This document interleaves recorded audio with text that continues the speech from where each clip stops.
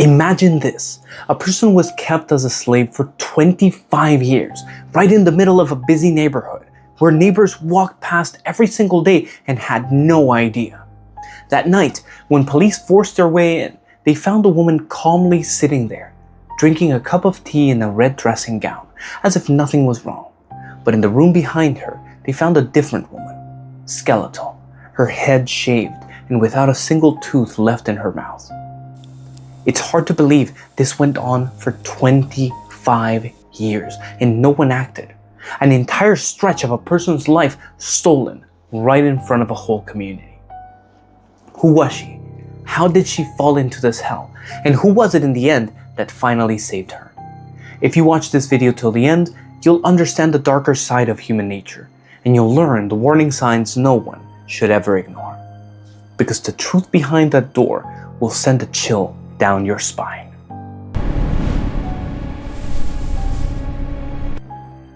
When police forced their way in, a woman was calmly drinking a cup of tea in a red dressing gown. But in the room behind her, they found something that left even the most hardened officers speechless. March 15th, 2021, around 10:40 at night, in Tewkesbury, a small town in Gloucestershire, England, police arrived after an urgent call. The woman who opened the door seemed completely calm. She even asked why they were allowed to see the bedroom, as if trying to stop them. But the police walked straight in anyway. And what they found was one of the most horrifying sights in their careers. How long had that woman been in that room behind this door? The answer was 25 years. On a wretched bed lay a skeletal woman, pale skin, shaved head, a body covered in bruises. And the thing that stunned the officers the most, she had not a single tooth left. The room was filthy, damp, and dark. It looked worse than a prison cell. When the police asked if she was okay, she answered with something that made the whole room fall silent. She said she didn't want to be there. She didn't feel safe. The other woman hit her all the time, and she hadn't been allowed to wash for years. The most frightening evil doesn't always scream. Sometimes it sits drinking tea, smiling, and opening the door for you like a kind neighbor. To understand how this happened, we have to go back 25 years to the woman in the red dressing gown and the perfect mask she had built. Everyone in the neighborhood said she was the kindest person they'd ever known, and that was exactly what made her dangerous. Her name was Amanda Wixon, born in 1968 in this very area. Growing up, she was described as quiet, withdrawn, without many friends. As an adult, Amanda built the image of an ordinary, even likable woman. She worked at a local tea room. She often went shopping with her father. She married and had many children. To her neighbors, Amanda was friendly, always smiling, kind to everyone. But it was only a mask built very carefully over many years. Behind the closed doors of her home was a completely different person. Someone who could turn an acquaintance into a slave, then smile and greet the neighbors next morning as if nothing happened. That very contrast was what made Amanda dangerous, because no one had any reason to suspect the kind of woman from the tea room.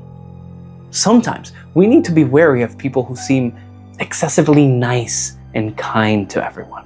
Not because all kindness is fake, but because sometimes a perfect image is built precisely to hide something underneath. And to do what she wanted, Amanda needed someone alone, vulnerable, with no one to protect them. And she found that person right within her own circle. There was a girl whom fate seemed to abandon from the very start. And the only person who showed any interest in her was the very one who would destroy her entire life. For legal reasons, the victim's identity is protected for life. The media only referred to her by a single letter, K. In this video, we will call her K. K was born in the early 1980s into an unstable family. Very little is known about her father, only that her mother was neglectful and never put her daughter first. And K carried something that made her even more vulnerable. She had global developmental delay. She struggled to read, to write, and to express her own thoughts. Kay needed care and protection more than most, but she never received it from her own family. But the only person who showed any interest in Kay was quietly calculating something else. Amanda was a friend of Kay's family. She had babysat Kay when she was little. Kay formed a bond, a trust with Amanda and her children. And that very trust would later be turned into a weapon. People who exploit others rarely choose their victims at random. They seek out the most isolated, the most vulnerable, the ones whose absence won't make anyone ask questions. So in 1996, when Kay was 16, one event pushed her straight into Amanda's hands. An evening that seemed ordinary became the beginning of 25 years of hell. Kay's mother asked if she wanted to sleep over at Amanda's house for a night. Kay said yes. She had no idea she would never go home again. A weekend in 1996, Kay's mother suggested taking her to Amanda's house for a sleepover. For Kay, this was familiar. She went to that house all the time. So Kay agreed, without a hint of suspicion. She packed a few things and went to Amanda's for the evening. But while Kay was at Amanda's house, back at her own home, her mother was quietly doing something else. She packed her belongings, left, and abandoned her own daughter. And that was the last time Kay had a home of her own. She just didn't know it yet. Kay had no idea. Monday morning, when she should have been picked up, no one came. She waited, day after day, then week after week. Imagine the confusion of a girl who already struggled to make sense of the world around her. She still believed her mother would come back. She still thought they would be reunited. But her mother would never return. She had been abandoned for good at the age of 16. Some kinds of cruelty leave no bruise, but they cut deeper than any wound on the body. Being abandoned by the very person who should have protected you is one of them. Now Kay was inside Amanda's house. There was no one on the outside waiting for her. And that was when Amanda began to reveal who she truly was. The first thing Amanda did was not to beat her. It was to take Kay somewhere. And that place revealed her entire motive. Right after Kay was abandoned, Amanda took her to the benefits office. Because Kay had a developmental difficulty, she qualified for government benefits. That was money meant for Kay. But Amanda arranged for all of it, around £400 a month, to flow straight into her own account. That was only the beginning, because to Amanda, Kay was not a person. She was a source of income. And once she saw she could exploit her without resistance, she didn't stop. Kay was forced to do everything in the house: cooking, cleaning, laundry, and caring for all 7 of Amanda's children. Now, stop and think for a second. A 16-year-old girl who herself needed to be cared for now had to raise 7 children as if they were her own. No pay, no rest, not a single word of thanks. Exploitation rarely begins with violence. It begins by turning a human being into a tool. And Amanda knew that to keep this secret for the long run, she needed more than Kay's silence. She needed to make the outside world forget that Kay had ever existed. When neighbors began asking where Kay was, Amanda had an answer ready. A simple lie, but enough to erase a person from the world. Little by little, Amanda cut off all of Kay's ties to the outside. Before, she still occasionally went out shopping, still went to school, but then all of it was ended. Kay had once dreamed of continuing her education. It was what she longed for, but Amanda forbade it completely. She was no longer allowed to speak with anyone her own age in the neighborhood. Gradually, in the eyes of those around her, Kay seemed to vanish. People in the neighborhood began to wonder. They used to see Kay at the shops, used to see her out with this person or that one, but where was she now? So they started asking Amanda. And Amanda, not wanting anyone to ask questions, invented a story. She told everyone that Kay had gotten a boyfriend and moved away to Scotland. And here's the frightening part. Even when someone grew suspicious, the system would still fail her. Many found the story hard to believe. They knew Kay. They knew her difficulties. Some reported it to social services. An investigation was opened in the late 1990s, but almost immediately it was closed. Later, people would only say that Kay had fallen through the cracks. And here is the most chilling part of it all. That entire time, Amanda was still collecting benefits in Kay's name. There was record, there was a paper trail. It would have been easy to find her, and yet no one did. Sometimes evil survives not because the perpetrator is clever, but because the system meant to protect us looks the other way. At the very moment it matters the most. Now, Kay had been erased from the outside world. No one asked about her anymore. And in that darkness, Amanda's cruelty rose to a whole new level. Once no one was watching anymore, Amanda no longer had to hold back. And what Kay endured after that did not last months, but decades.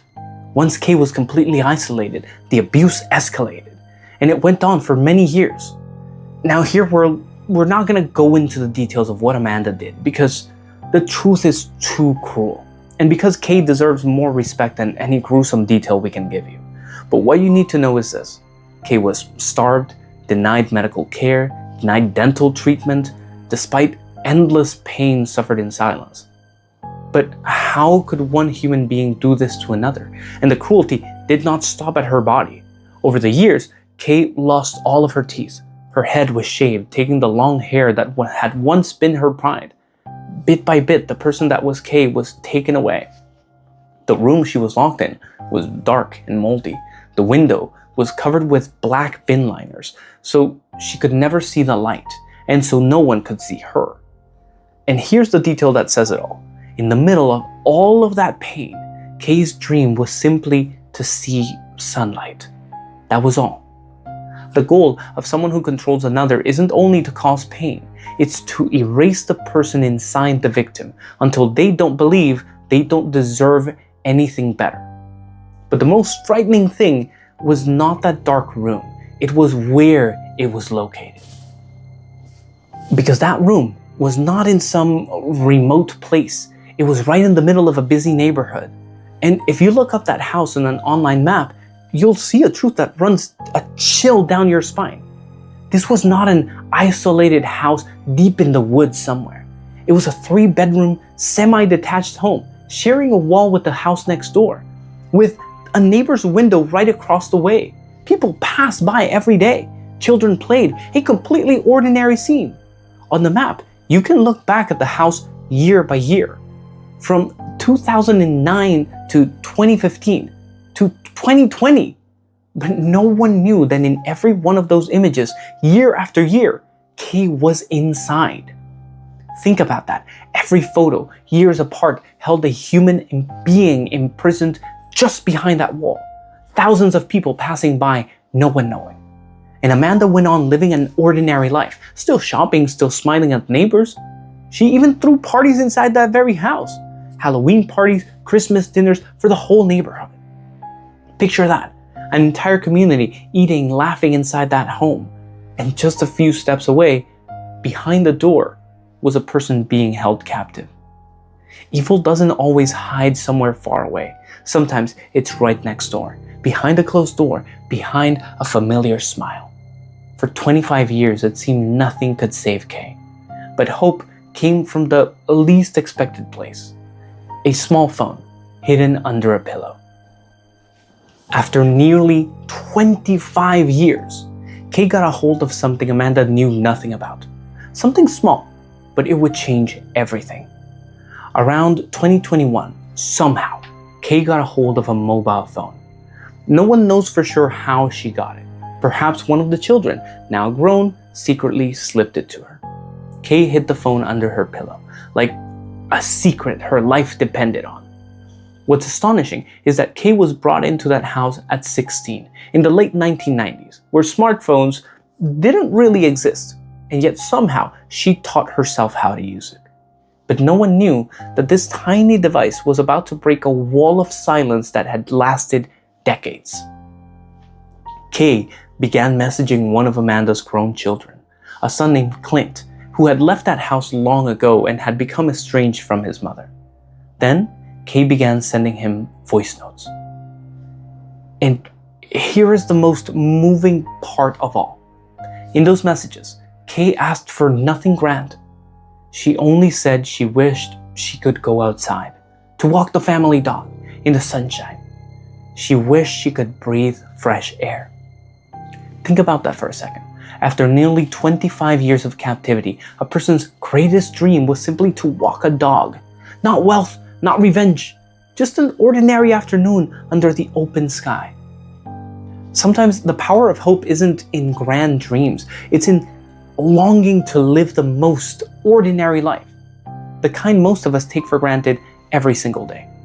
Those voice notes touched something deep inside Clint, and he realized he could not let this go on for even one more day. For 25 years, neighbors reported, social services ignored it, and nothing changed. Then a single call did what an entire system had failed to do. It should be said that others had tried to speak up before.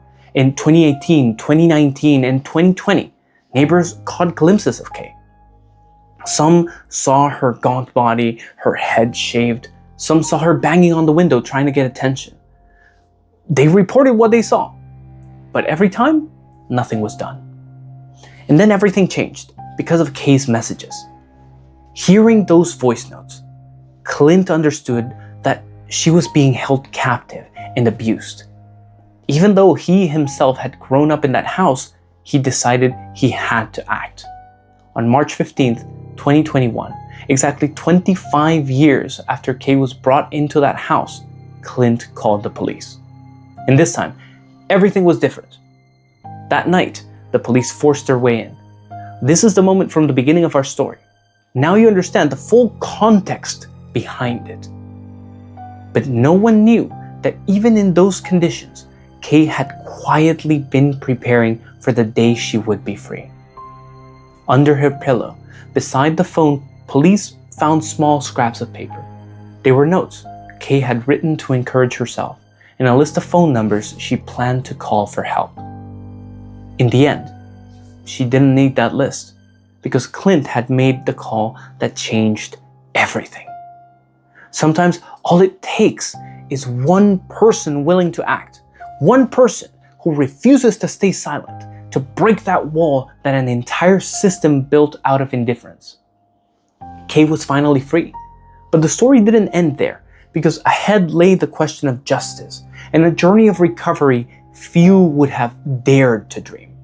The woman who had held Kay captive for 25 years finally had to face trial, but the sentence she received would leave many people outraged. After her rescue, Kay was placed with a foster family. In the early days, she was deeply shy, anxious, frightened. She didn't want anyone to touch her. But within a single week, a small miracle began. Kay started opening up. She began hugging her foster mother. It showed just how starved she had been for kindness after all those years. Meanwhile, Amanda Wixon was brought to trial at Gloucester Crown Court. The trial lasted many days. The prosecution laid out everything that had happened.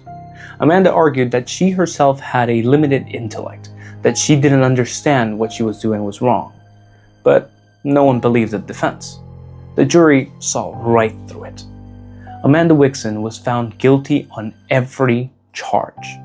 2 counts of requiring a person to perform forced or compulsory labor, 1 count of false imprisonment, and 3 counts of assault causing actual bodily harm.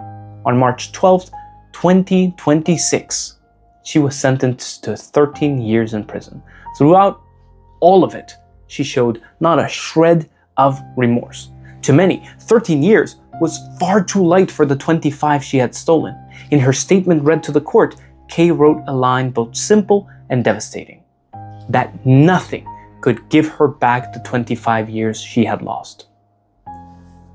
Justice sometimes cannot balance the pain, but it affirms something important: that Kay's life had value, that she deserved to be seen, and that the world's silence towards her all those years was a mistake that must never be repeated. don't let the perpetrator's name be what you remember most about this story. Remember Kay, the woman who now has a new set of teeth and who wept the first time she saw herself smile in the mirror. The woman who now goes to school, the things she dreamed of at 16, who draws, writes poems, and for the first time in her life saw the Mediterranean Sea. Her foster mother believes that in time, she will be okay. It will be a very long time, but she will be okay. She lost 25 years, but she still has a whole future ahead of her to reclaim. So what do you think about this case? About a 13-year sentence for 25 years stolen? Leave your thoughts in the comments below. And if you think Kay's story deserves to be remembered, leave a like and subscribe so you don't miss the next story.